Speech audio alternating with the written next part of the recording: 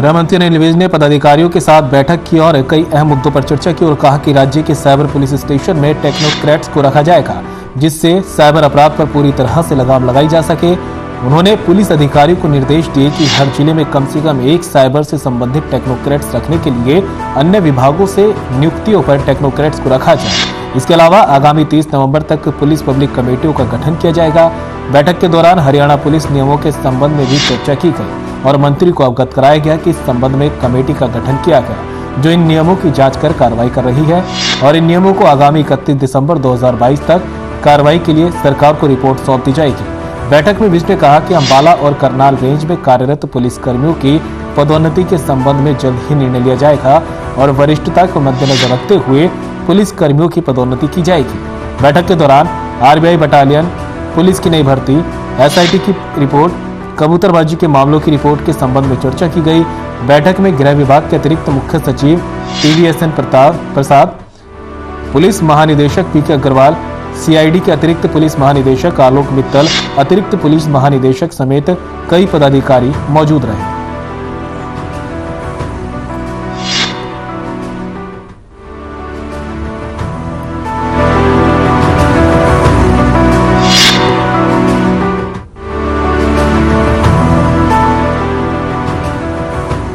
भारत को G20 की अध्यक्षता मिलने पर हरियाणा के गृह मंत्री अनिल विज ने ट्वीट किया और कहा कि भारत के प्रधानमंत्री नरेंद्र मोदी को G20 की अध्यक्षता मिलने और 2023 में G20 की बैठक हिंदुस्तान में होना हिंदुस्तान के लिए गर्व की बात है।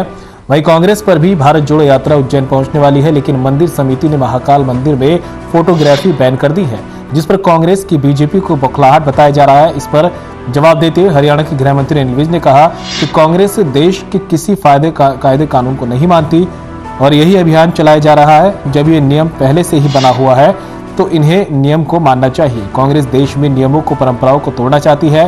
गृह मंत्री अनिल विज ने अधिकारियों को निर्देश देते हुए कहा कि वे अपने दफ्तरों में बैठकर जनता की शिकायतें सुने ताकि उनके पास जमावड़ा ना लगे। सभी पुलिस कमिश्नर और पुलिस कप्तान 1 घंटे जनता की शिकायत सुने।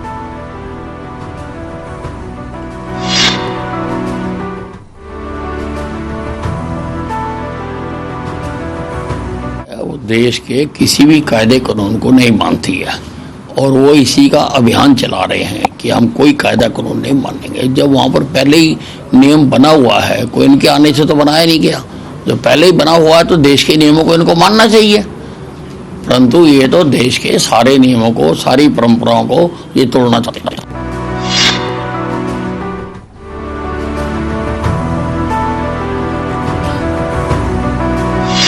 हरियाणा में देश का पहला इंटरनेशनल कन्वेंशन सेंटर बनने जा रहा है। प्रदेश के मुख्य सचिव संजीव कौशल ने इस मामले में अधिकारियों के साथ समीक्षा बैठक की। मुख्य सचिव ने अधिकारियों को विकास योजनाओं को पूरा करने के लिए सब कमेटी का गठन के निर्देश दिए। इसी के साथ इन सब कमेटी में अन्य विभागों के प्रतिनिधियों को भी शामिल करने के निर्देश दिए गए।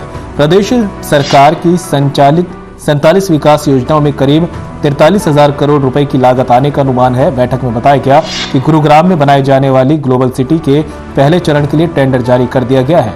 इस सिटी में ग्लोबल सिटी दुबई और सिंगापुर की तरह सभी अत्याधुनिक सुविधाएं होंगी।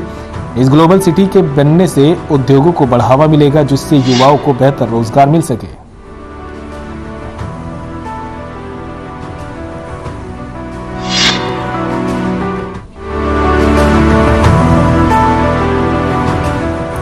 आदमपुर विधायक भव्य बिश्नोई ने शिक्षा मंत्री कंवरपाल गुर्जर से मुलाकात की। आदमपुर उपचुनाव में ऐतिहासिक जीत दर्ज करने वाले नवनियुक्त विधायक भव्य बिश्नोई शिक्षा मंत्री ने उन्हें बधाई दी और आदमपुर के विकास को लेकर विस्तृत चर्चा की।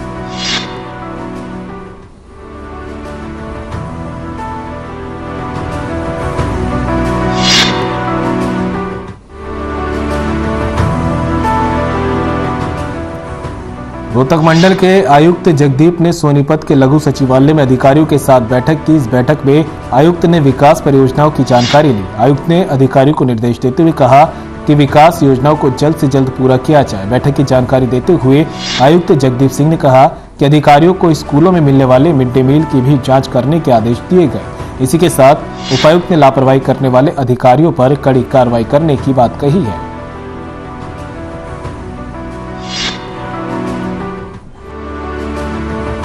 नॉर्मल जो मीटिंग थी उसमें हमारा मेन मुद्दा था कि फ्लैगशिप जो प्रोग्राम्स हैं, सीएम अनाउंसमेंट्स हैं, उन पर चर्चा की जाए और उनको स्पीड अप किया जाए उनके काम को।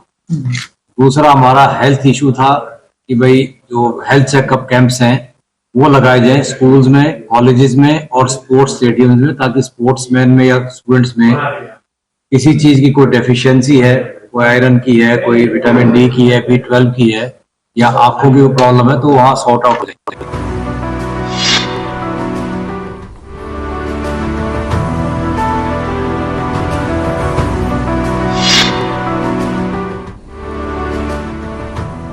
सरकार द्वारा अंबाला के गांव रतनहेड़ी में किसानों की जमीन पर अंबाला में शामली एक्सप्रेसवे सड़क निकालने को लेकर उन्हें जमीन का मुआवजा नहीं मिलने से किसानों में रोष है, जिसको लेकर किसान 4 दिन से धरने पर बैठे हैं। किसानों का कहना है कि जब तक सरकार उनकी जमीन का मुआवजा नहीं देती तब तक धरना जारी रहेगा।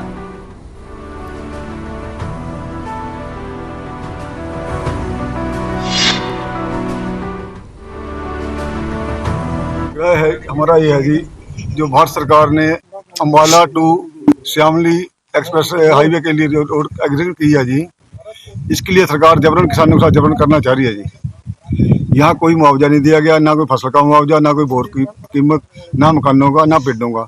और 3-4 बार यहाँ जबरन कब्जा करने के लिए सरकार आ ली कि रोड हम बनाएंगे।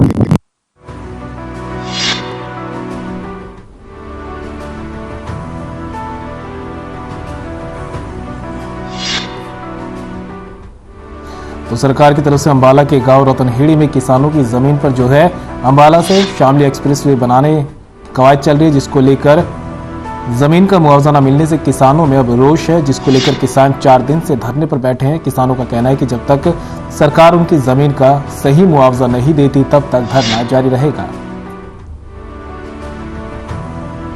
तो सरकार द्वारा अंबाला के गांव रतनखेड़ी में किसानों की जमीन पर अंबाला में शामली एक्सप्रेसवे सड़क निकालने को लेकर उन्हें जमीन का मुआवजा न मिलने से किसान गुस्से में है, जिसको लेकर किसान लगातार धरने पर बैठे हुए हैं। किसानों का कहना है कि जब तक सरकार उनकी जमीन का उन्हें मुआवजा नहीं देगी तब तक वो इसी तरह धरने पर बैठे रहेंगे।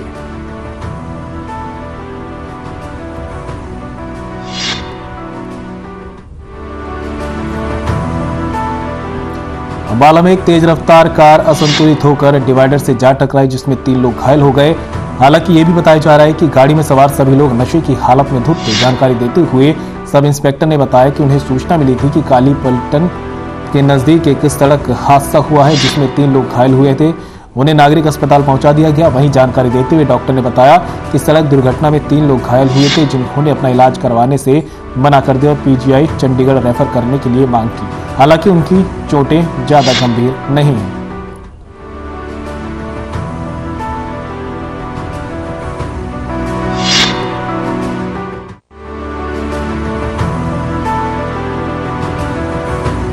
सर, ये रात हमारे पास सूचना आई थी कि काली पलटन के पास एक स्कॉर्पियो जो गाड़ी है वो पलट गई, एक्सीडेंट हो गई है।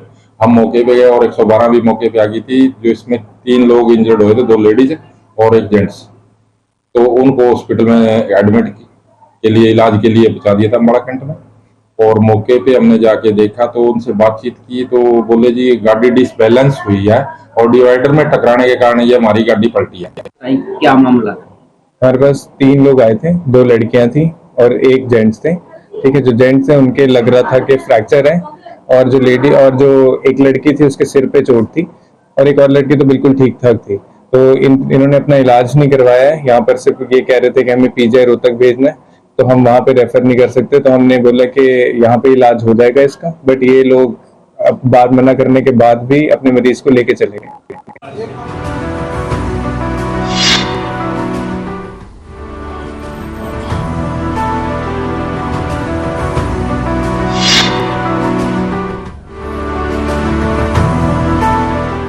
उधर यमुनानगर में CIA-1 की टीम ने बड़ी कार्रवाई करते हुए 50 ग्राम स्मैक्स के साथ एक युवक को बाइक सहित काबू किया, जो नशे की खेप को सप्लाई करने के लिए जा रहा था। जानकारी के अनुसार 50 ग्राम स्मैक की कीमत करीब 3 लाख रुपए बताई जा रही है। वहीं पूरे मामले पर इंचार्ज राकेश राणा ने बताया कि गुप्त सूचना के आधार पर टीम ने अधोया की पोस्ट पर जाकर नाकाबंदी कर वाहनों की जांच शुरू की, जिसके बाद एक बाइक पर युवक आता दिखाई दिया जो टीम को देख भागने लगा, लेकिन टीम ने उसे वहीं पर दबोच कर उसकी जांच की तो उसके पास से 50 ग्राम स्मैक बरामद की गई। आरोपी के खिलाफ केस दर्ज कर कोर्ट में पेश किया, जहां से उसे रिमांड पर लिया जाएगा।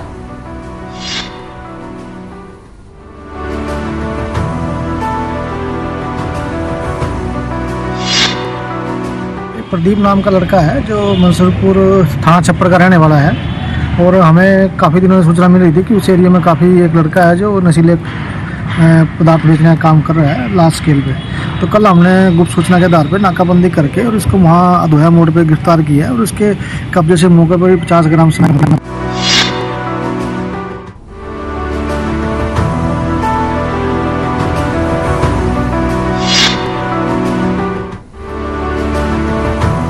सोनीपत में पराली जलाने पर प्रशासन ने कार्रवाई शुरू कर दी है। कृषि एवं किसान कल्याण विभाग ने जानकारी देते हुए बताया कि विभाग को पराली जलाने की 50 लोकेशन मिली थी, जिनमें से 17 लोकेशन पर धान की पराली को जलाया गया था। इस मामले में विभाग ने प्रदूषण फैलाने वाले किसानों पर 55,000 रुपए का जुर्माना वसूल किया। अधिकारियों ने किसानों से पराली न जलाने की भी अपील की है।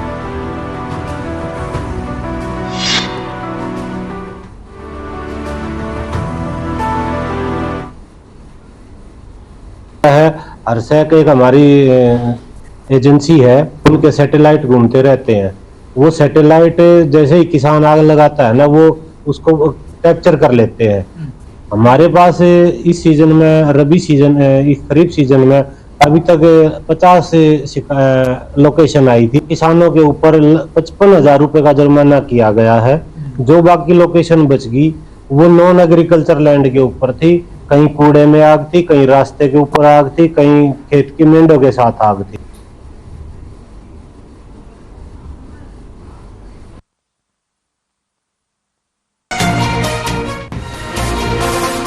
कुंडी कुरुक्षेत्र रोड पर मेयोली गांव के बस अड्डे के पास देर रात हुए हादसे में 2 बाइक सवार युवकों की किसी अज्ञात ट्रक से टक्कर होने से मौत हो गई। दोनों मृतक परल गांव के रहने वाले थे। थाना प्रभारी शिव कुमार ने बताया कि उन्हें बीती रात घटना की सूचना मिली थी, जिसके बाद शवों को पोस्टमार्टम के लिए भेज दिया गया। बताया जा रहा है कि ट्रक के बाद ट्रक चालक मौके से फरार हो गया।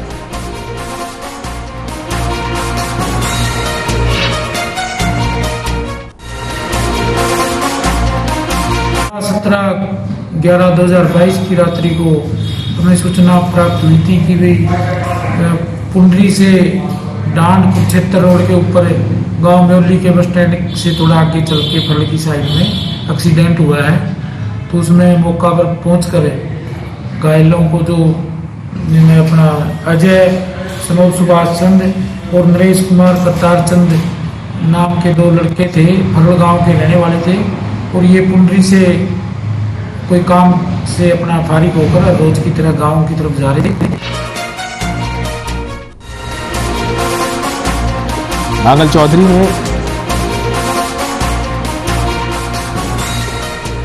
चौधरी में नेशनल हाईवे नंबर 148 गांव नागल कालिया टोल प्लाजा पर 15 से 18 नवंबर के रात टोल बूथ के शीशे तोड़ने की घटना ने पुलिस ने 3 आरोपियों को गिरफ्तार किया। बताया जा रहा है कि इस घटना को अंजाम बुलेरो सवार 5 युवकों ने दिया था, जिसमें पुलिस ने 3 आरोपियों को गिरफ्तार कर लिया है। साथ ही बाकी फरार आरोपियों की तलाश की जा रही है।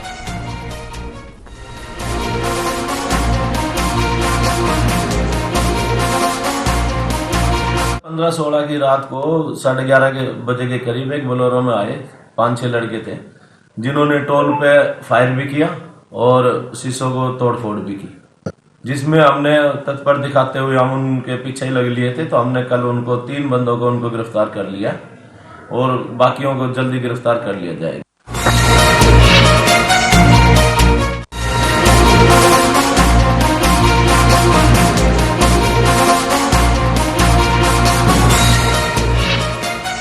लगातार बढ़ रहे कुत्तों के हमले से लोग परेशान हैं। राह चलते लोगों को पता भी नहीं चलता कि उन पर अचानक हमला हो जाता है, जिससे लोग गंभीर रूप से घायल हो जाते हैं। ऐसा ही मामला गुरुग्राम से आया, जहां पिटबुल ने एक महिला पर हमला कर दिया था, जो 3 महीने से इलाज कर रही है। हालांकि उसे जिला उपभोक्ता विवाद निवारण आयोग से राहत जरूर मिली है।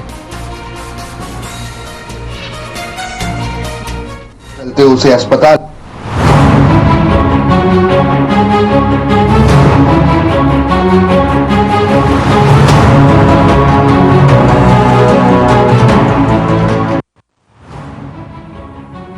गुरुग्राम के सिविल लाइन में 11 अगस्त को मुन्नी नाम की महिला पर पिटबुल डॉग ने हमला कर दिया था। इस हमले में महिला बुरी तरह घायल हो गई थी, जिसके चलते उसे अस्पताल में भर्ती कराया गया। सिर पर गंभीर चोटें होने के चलते 3 महीने से महिला अस्पताल में लगातार इलाज करा रही थी। इस दौरान महिला की किसी भी तरह की कोई मदद नहीं की गई, जिसके चलते उसकी घर की माली हालत खराब हो गई। यही नहीं, जिस डॉग ने महिला को घायल किया था उसके मालिक ने भी किसी भी तरह की आर्थिक सहायता नहीं की, जिसके चलते कोर्ट का दरवाजा खटखटाया गया। इस पूरे मामले में जिला उपभोक्ता निवाद निस्तारण आयोग की तरफ से फैसला सुनाया गया है कि पीड़ित महिला को 2 लाख रुपए का मुआवजा दिया जाए और जिस डॉग ने महिला को घायल किया था उसे नगर निगम पकड़कर एनजीओ को सौंपे। उसने एक इतना सीरियस अटैक किया है मिड के ऊपर, जो इसके पिछले हेड का हिस्से को बहुत ब्रूचली उसने उसको अटैक करके और उसका रिमूव कर दिया। ऑलमोस्ट उसकी डेथ ही लगभग होने वाली थी उसकी डेथ, लेकिन उसको किसी वजह से किसी तरीके से बचाया गया और उसके बाद पुलिस ने एफआईआर लॉन्च करी मेरे ही इंस्टेंस पे, वरना पुलिस शायद एफआईआर लॉन्च भी ना करती।